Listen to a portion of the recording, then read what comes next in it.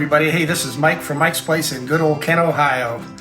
To my right is Doug Jenkins, sound engineer, and he does not know how to cook. Nope.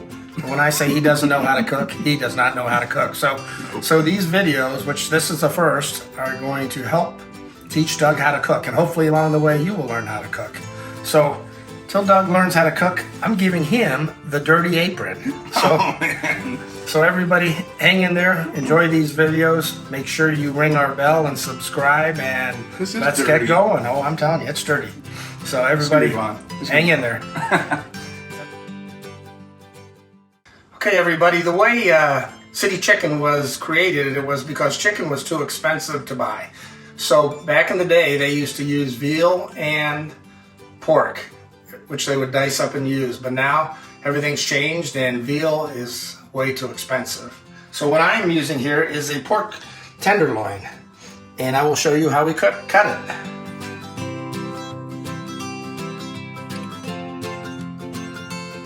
Okay, folks, when we're cutting a loin, sometimes there's a gray layer that's on the pork loin. I like to take that off, but this does not look so bad. So what I'm going to do is I'm going to cut from here, and then I'm going to cut this in half.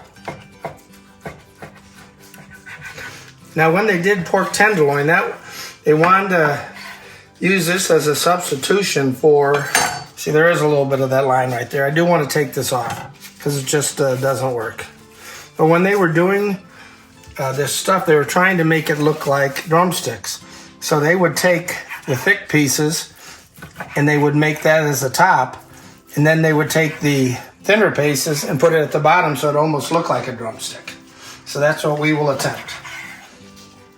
Okay, I'm going to get all these cut up, and then we're going to go to our next station. Okay. What is the proper way to cut? I like to use a French knife. I like a sharp French knife. Yeah. And you always do it the long way for here. And if you notice any of that gray membrane, just make sure you pull it off. Yeah. And then I just work my way down. I love gloves. There's nothing better than a glove. But you got to remember, even using a glove when you're working with a raw product, when you're done working with that raw product, you throw your gloves away and you put new ones on.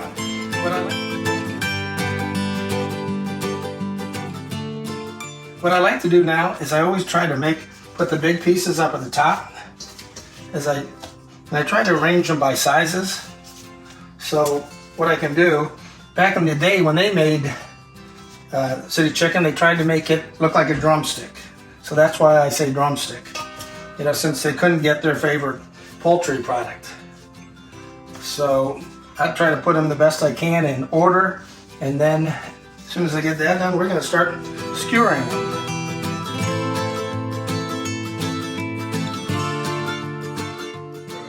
Okay, everybody, I'm going to show you how we do these skewers. And if you hear that noise in the back, that is my Ninja coffee machine, because Doug can never get enough coffee. I do know how to make coffee, though. Yep. We're going to make some good coffee. So what I like to do is I try to have them arranged.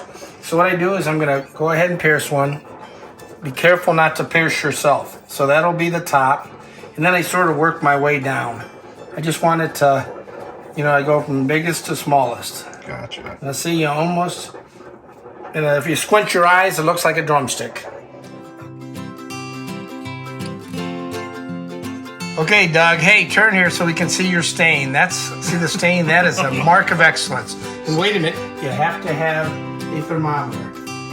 Every cook has to have a thermometer. Okay, let's see you do it. Putting this on, this is the biggest, right? Right. This one's coming in second. Yeah, push it up. Don't stick yourself, push it way up. I'll tell you what, there's an art to this. Yeah, especially when you poke yourself. Is that it? That's it. Beautiful. Way to go, Doug.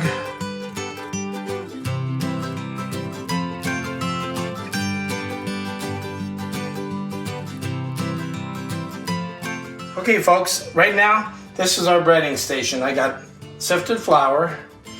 Right here is going to be egg wash. And this is my panko and white breadcrumbs. Now, the way I like to say, one-handed. One-handed is a way to crack these babies. That was good. I don't like messing with shells. I'm going to have to practice that. even though I am a shell of my old self. Okay. How'd you do that? That's not right. So before you just added a teaspoon of the water per egg. Right. So you're gonna have 3 teaspoons in that since 3 eggs were cracked. Right.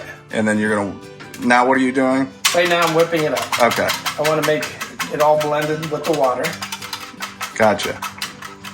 Okay. All right. And then we're going to switch to the breading process. Awesome. Here's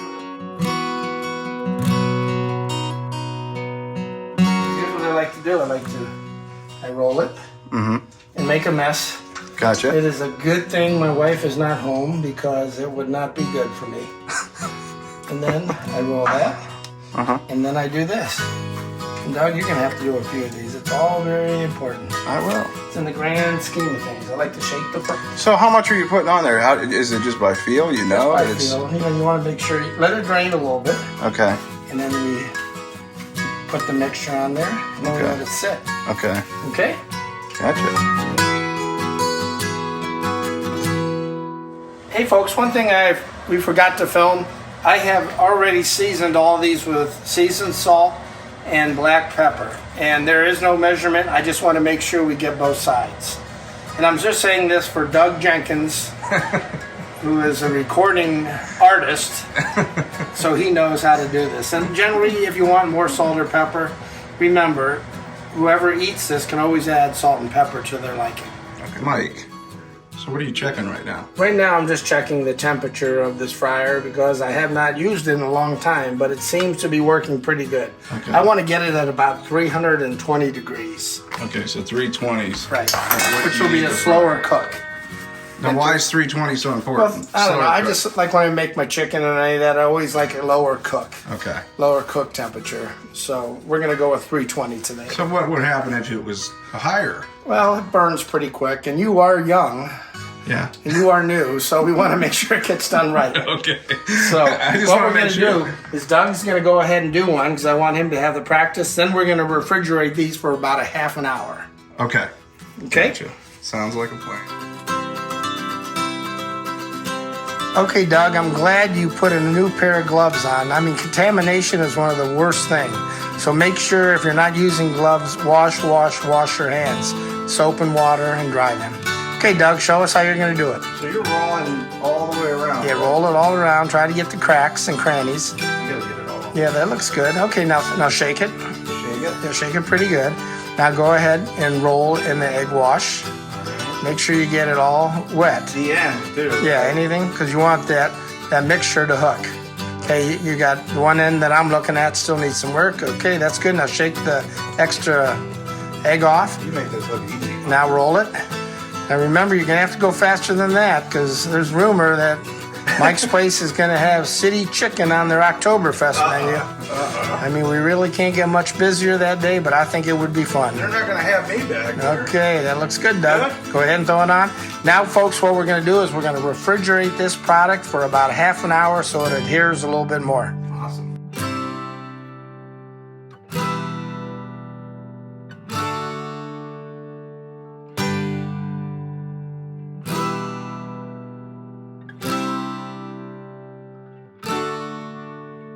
Okay, now's the fun process.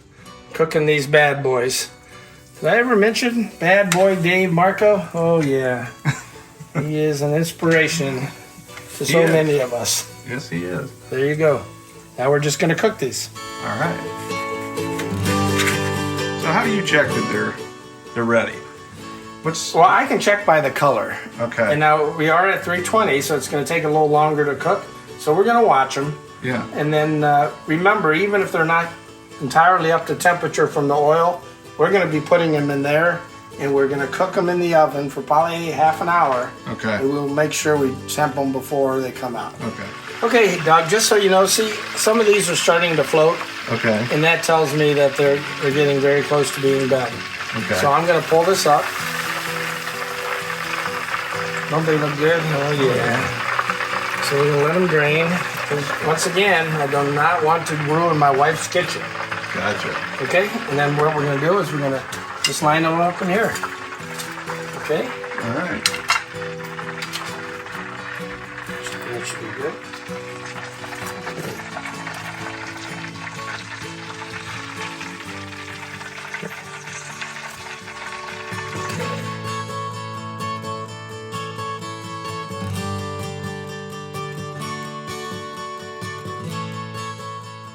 Okay, folks, I myself, I do not like bouillon cubes. So what I do is I take some of my favorite chicken base, I add it to hot water that I microwaved. And what we're going to do with that, I'm going to get it nice and melted and blended in. And then what I'm going to do is, as we start cooking, once we're done cooking, we are going to pour it right along here. We're going to cover the pan with foil, and then we're going to bake till it's roughly 160, 165, because the temperature will always go up. Okay, folks, now what I'm going to do before I bake it, I take my pre-made chicken base and I pour it in here. I want to cover it all, and see it comes up to about halfway. Now what I'll do is I'll take foil and I'll cover it, and I will put it in the oven, and I'll show you a picture when it's done.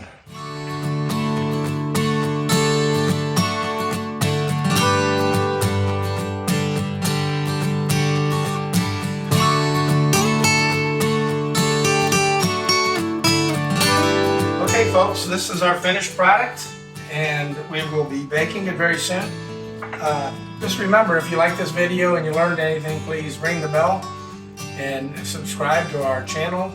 And I want a big thank you to Doug Jenkins, who's actually a sound engineer and has helped me with many of my songs. And so give his page a like if you're interested in recording. And remember, this recipe will be available on the Mike's Place website, which is mikesplacerestaurant.com. Everybody, thank you for watching, and enjoy some city chicken. That's right.